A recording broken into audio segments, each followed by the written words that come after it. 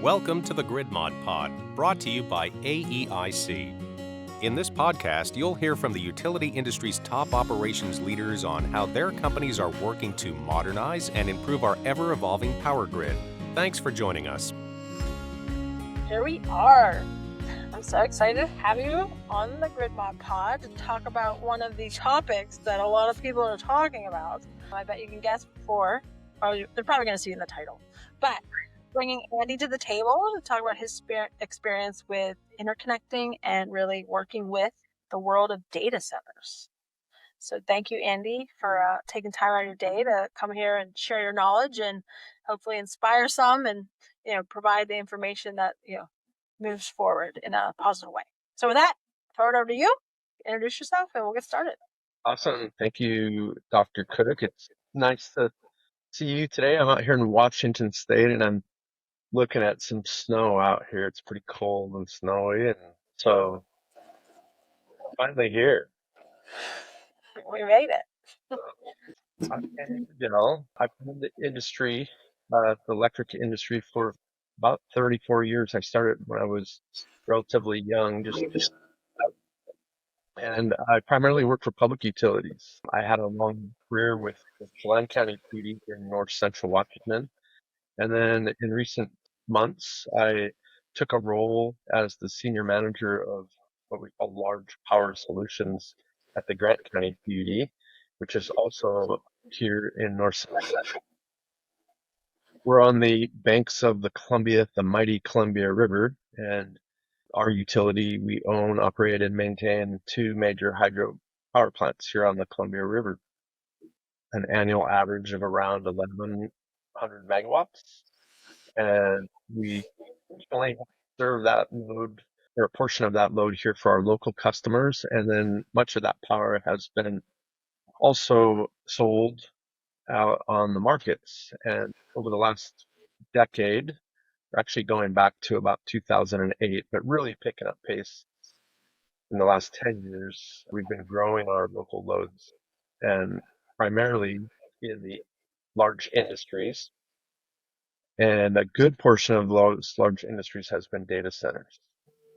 And today, about 25% of our load here in the county, in Grant County, is from data centers. So you could ultimately speak from a little bit of experience, because when we think about data centers right now, I know 2 or 3 years ago, leading a planning organization, having a customer that was 10, 20 was a lot from, a distribution system.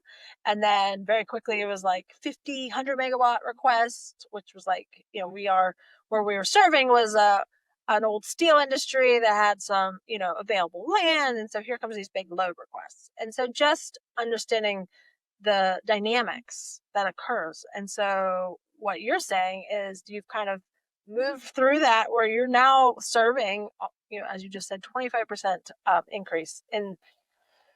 So you've been in it. So I guess, just kind of breaking it down to our listeners, what fundamentally were the key challenges that you faced with,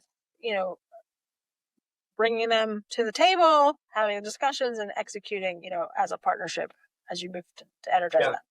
Yeah, that's a great question. And it's really fair to say that relationship has changed in terms of how we plan for those data centers and how we plan for the infrastructure and the time that we do that in. And let me be specific here. In the past, generally a data center would come in, they would apply for load. We would have significant time, or a fair amount of time, to plan and execute on that. The traditional reasons why they were here is, of course, the low cost, abundant, reliable hydroelectric power. And that was really what they were after. Very high reliability. In this part of the country, we don't have storms and major threats to our infrastructure. So reliability is important. They also have expressed a lot of interest in growth capabilities, right? They might have started out with a 10 or a 20 megawatt load, but of course they want the promise to be able to grow that load over time.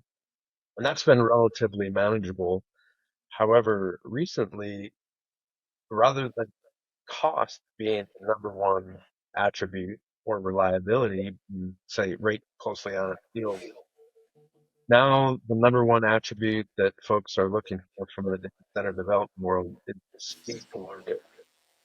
And they want to get energized and going as quickly as possible. And that, traditionally that's just kind of against the grain for utilities. And in this part of the country, as a public utility, we're limited in our ability to invest in economic development under the Washington state statute. It's called Title 54 RCW that created public utilities in Washington state, prohibit from entering into economic. And then in addition, we are subject to state procurement laws. So we do, competitively bid things like power transformers or really any of our major materials and our labor. So, there's some hurdles for us to be able to move at the pace that the center developers would like. That's great. So at the beginning, it was, like I think, it's really a powerful lesson of really human behavior in general, especially, motivated by drivers that we all could probably name. There's this idea of welcoming a partnership, coming to the table. And there's something that I'm trending a theme in a lot of my talks here and really, really want to speak to is it's a cycle with the power grid. It's all about trust and, rebuilding the trust that we may have lost as an industry, as well as having the right processes, open, transparent conversations. They exist and they can exist, but that coming to the table, right? And so what I heard you just say is, yes, let's connect together, but then also you need to understand there's a lot of challenges we as an entity that is here to serve customers based on a generation source will be challenged to meet such large expectations. And so when that conversation happens, as humans, how to best create, moving forward. So you ultimately had to do that because you've been connecting them. So what, from, the general journey, what have been really helpful or supportive in making that kind of execution? Because they ultimately came online. So what are some of the things that you've built into your processes, your team development, your workforce development that shown to be positive? Yeah, great question. I just want to give you the background that one of the challenges that we have today is that we have limited hydro power generation, and we're starting to a where we have to look to outside markets to satisfy the demand for applications for these data centers.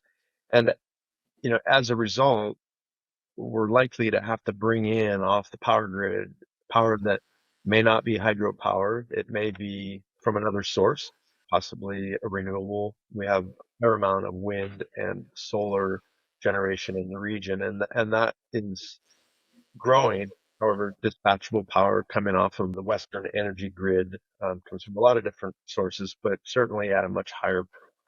So that is, changing that conversation. But up until now, it's been very favorable for both the utility and the data centers of having that relatively low cost hydroelectric.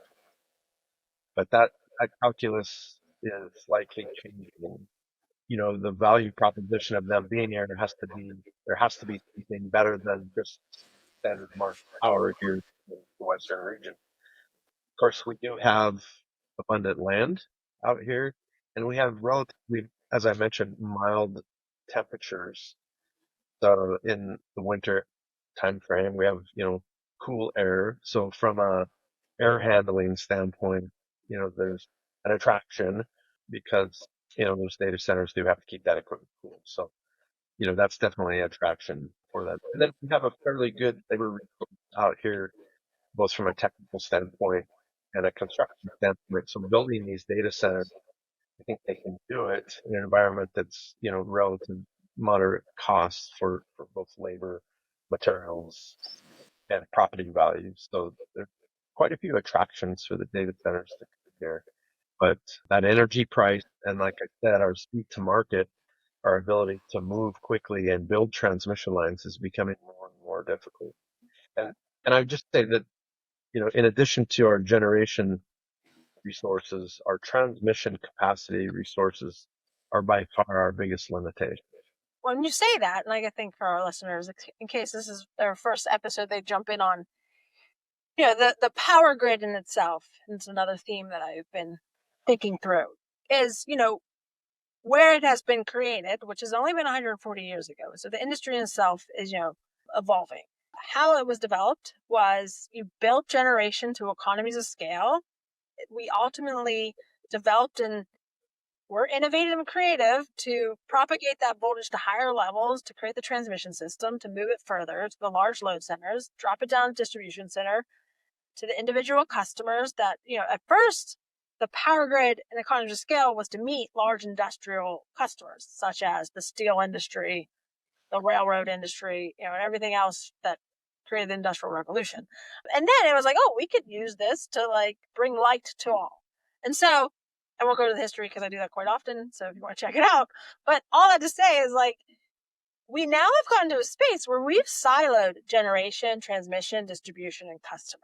And for this answer to be able to unlock the existing infrastructure that we have, while also planning to build new, requires the visionary thought leaders of the whole system, which is the generation, transmission, distribution, and edge. And I also feel like it's a good time to revisit, for those that seek energy, and, from your story, it was, well, this is where the power is the least. So from my financial spreadsheet, that makes it appealing, as well as all the other things that you listed. But once that you come to the table, there's concept, right? The concept, there's a first conversation on, we want to do this. Then there's the phenomena of planning, which, I think we all forget about. Takes time, takes workforce, takes intuitive knowledge. The assessment needs to occur. Not only what is the capacity and how quickly can we connect, it's what is the reliability you want for your service? Where is your resiliency perspective? What is your potential load growth, not only for yourself, one customer, but for the larger masses? So in that, and then comes the design and engineering, which requires a particular talent and expertise from any place at this point, like external partnerships, data center brings their talent, utilities bring their talent, it still needs to be done. And we're talking about a preliminary design, then we're talking about detailed engineering, and then of course you get into regulatory approval. So you really can't even get into permitting with your federal, state, and local agencies until you have this detailed engineering. So I guess my perspective is there's a lot that has to occur from the moment someone comes to the doorstep to the utility to even have enough information to then trigger regulatory approvals, which you just listed. You have a complex architecture. And not to belabor the point, then you get into supply chain and procurement. You have to procure these transformers, you have to procure these switches, you got to build the actual towers and lines. I mean, it's a lot. So I guess I don't want to gloss over for any listeners that the timelines become sequential. A lot of it could be serial. No, a lot of it could be parallel. But most of it has to be somewhat serial. Which, we're getting into what? For lead times of transformers, even if you're really good at that, is what? 18 months? And that's not because of the utility's fault. That's, can we build them fast enough? Not to belabor the point, but, you can be the most effective, process-oriented, and open, transparent utility, and there's still these unexpected demands because I think, and this is why I love this platform, is we have to educate all stakeholders to understand these key concepts so that when you come to the table, those expectations and that conversation can be more fluid and, rapid if need be. So sorry, I divulged. But so you're going through a lot. And I think just from our listeners' perspective, you can't lose sight that you're managing all of that.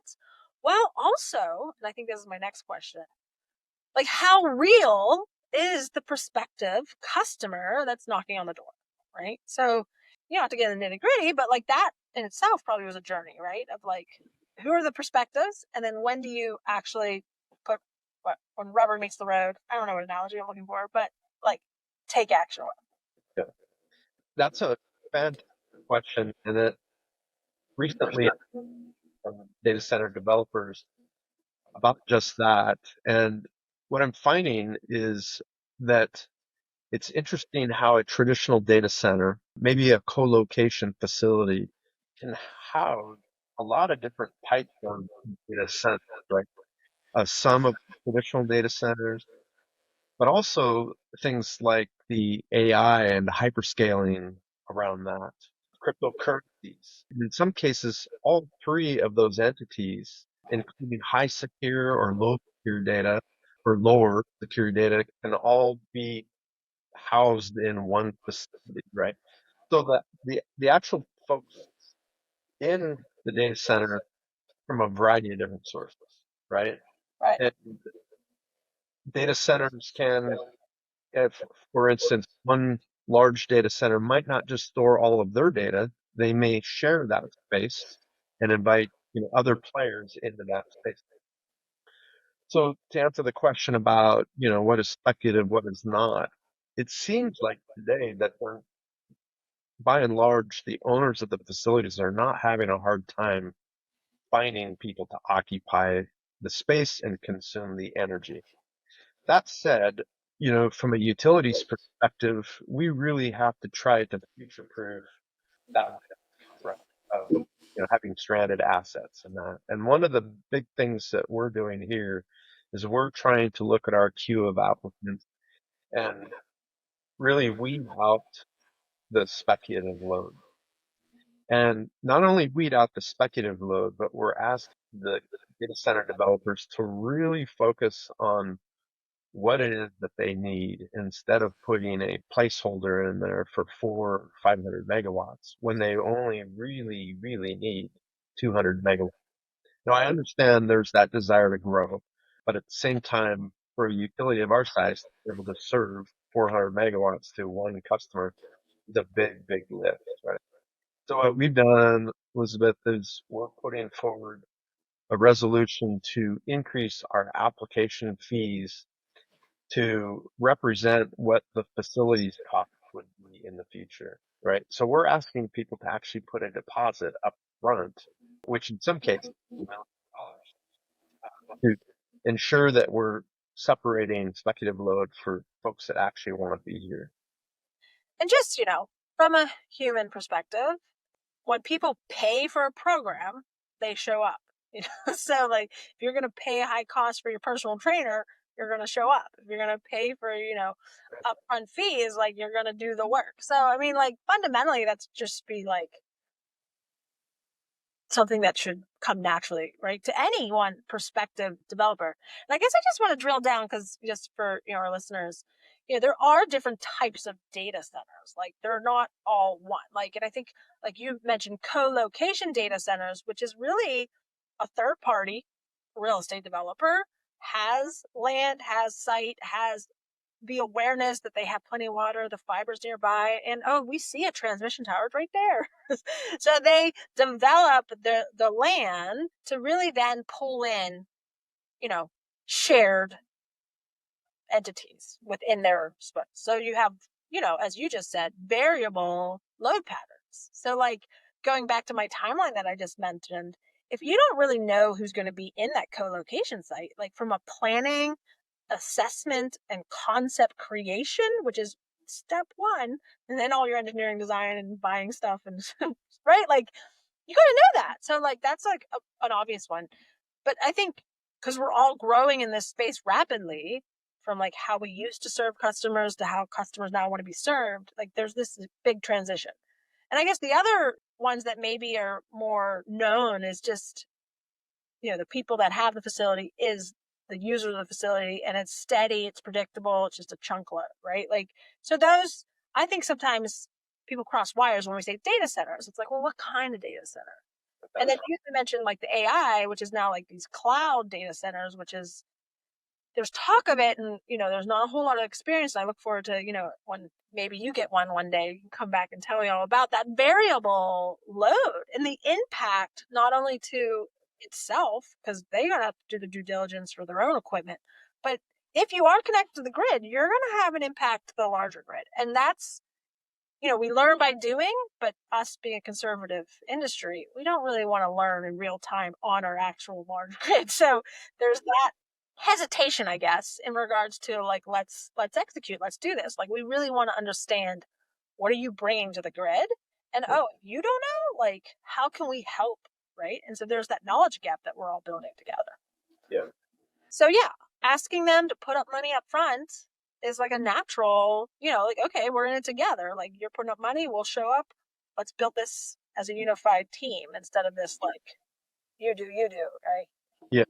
And that's the concept. And the number one response that I'm getting from data center developers is saying that if you as a utility are asking us to put up major capital, because in some cases multi-million dollars, if you're asking us to put that capital up, we want some certainty around when we can be energized, right? So it's kind of a chicken or an egg type thing. Yeah. Because you mentioned earlier, there's a lot of planning, a lot of things that go into it, and we're not necessarily planning for just one data center or one industrial customer. We have to look at a large area, right? To some extent, what we're doing is we're opening a planning window, and you as a data center would be able to subscribe to that planning window. And once that window is filled, we can close that window and then go to planning and design and have a better idea about, when you can become energized. I'll be honest with you, Doc, but right now we're looking at ranges between 4 and 8 years data centers. And that's primarily because of the major transmission infrastructures that need to be built, right?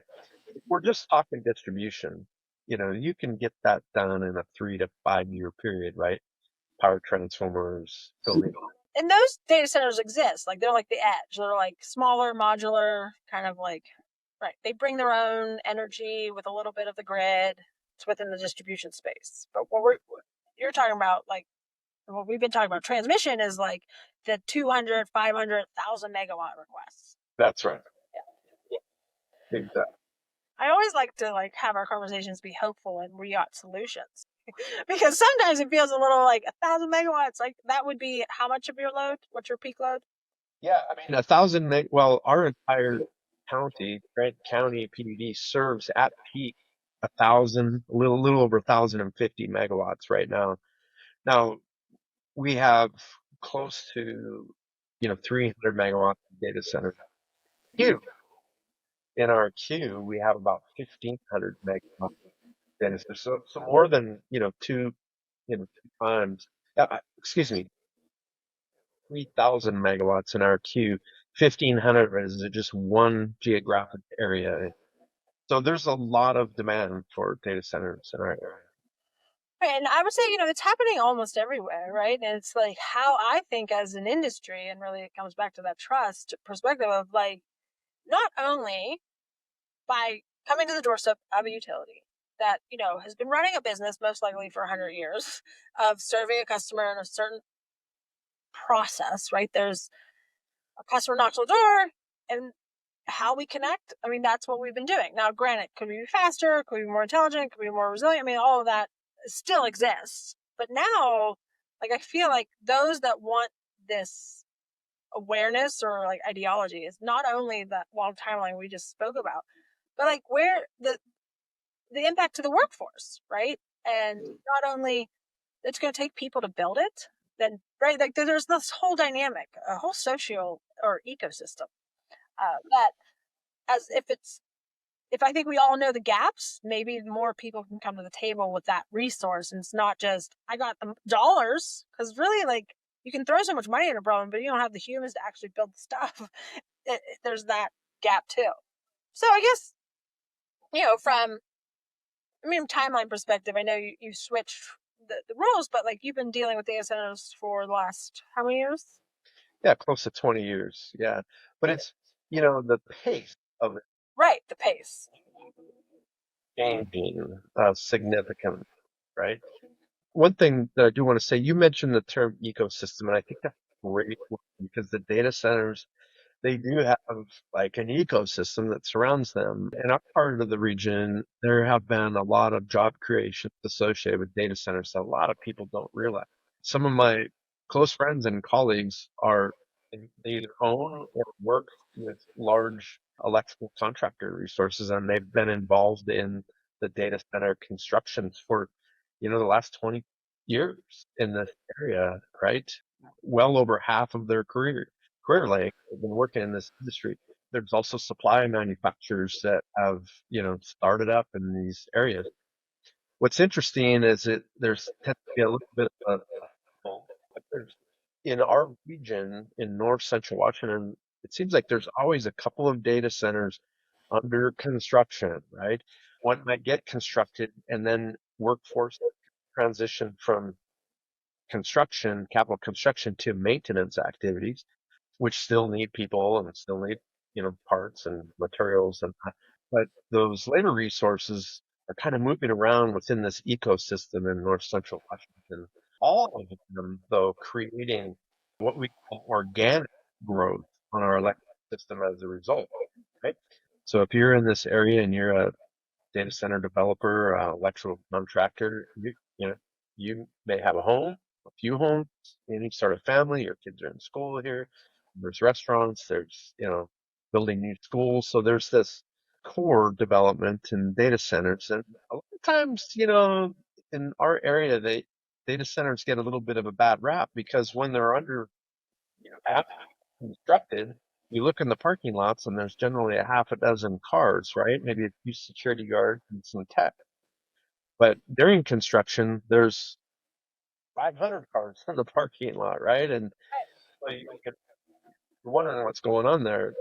But it is an ecosystem, and the data centers in this region without create, right, ancillary organic growth on this in terms of residential, commercial, school, hospitals, those types of things.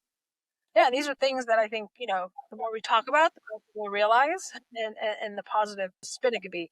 But also, I guess in all the phases, there are people that are required, and our grid mod is the people, process, and technologies. So, I think data centers in general are just highlighting or maybe exposing some of the big asks of an industry that, has its own history, but we're at a pivotal moment of like, we need that trust, we need the partnership, and we need the awareness. It's not just money and they say time is the enemy to investors. It's like, okay, well, we're right, like that kind of conversation needs to be like grounded in some truths of reality. So I would, we've explored a lot, I think, and thinking back of maybe, even your career, but really the last 20 years and now this rapid uptick, what is kind of something you would tell your younger self or maybe the next generation of leaders and engineers in the power grid? What advice would you give them? Sure. Kind of putting the data centers aside, electricity is in demand. Data centers, there are other new, innovative, growing industries. One thing that we have been focused on, and at least in my career, is the physical infrastructure, right? Building more lines and wires and stations. I really feel that we need to put an equal emphasis on a move forward basis on the grid optimization. We really need to look at how to squeeze the highest reliability and the most benefit out of the structure that we do have. It's costly, it's timely, it costs money to maintain that in the future. So let's leverage the technology and the resources that we have to focus on grid optimization rather than grid expansion. I think that's a key area. Listeners, I didn't pay Andy to say that, but it's the truth. Like we focus so much on exactly what you just said. And there's this new reality where with the complexity and the ever evolving numerous challenges we have, the infrastructure is aging. There's this world of regulatory hurdles that we all understand and they're there for a reason. But like our industry needs to focus on the technology that's available to many others and how can we be incentivized, what creative thoughts can be brought in-house to like really drive that forward. I think is paramount to really where we need to go. So what you're saying is it's like been a great, like amazing, like very worthy industry, but it's even getting more exciting, right? It's getting more exciting. Yeah, I would love to be a young college graduate out of, an electrical engineering degree today, because I think the opportunities are endless. And, what a great time to be in the electricity as well. Distributed generation and the creativity going around trying to find innovative generation sources, transition renewables into more of schedulable power and distributed generation, across our grids today. It's fascinating to see. We need a new generation of workforce that's focused on grid optimization. I love it. And you said the word creativity, and then I'm going to wrap it up. I do believe there's this gap, that creativity in the world of like engineering, scientific, like regimented constraints of financial and right, like we've separated them. But like what really needs to come is the creative energy of what a true engineer can bring, like back to the table. So love it. Well, I look forward to hearing about, your future interconnections and really how you evolve the grid up there in Washington, and taking the time of talking with us. So with that, I'll say goodbye. Thanks for listening. Thanks for having me. Wrap for this week's episode of the Grid Mod Pod. Thanks for tuning in. We hope today's conversation got you thinking about new and creative ways to improve our power grid. Be sure to subscribe to our YouTube channel to be the first to hear new episodes. This podcast is brought to you by AEIC, the place where operations leaders come together to share knowledge and provide guidance to the electric utility industry. We'll be back with a new episode soon. Until then, keep powering on.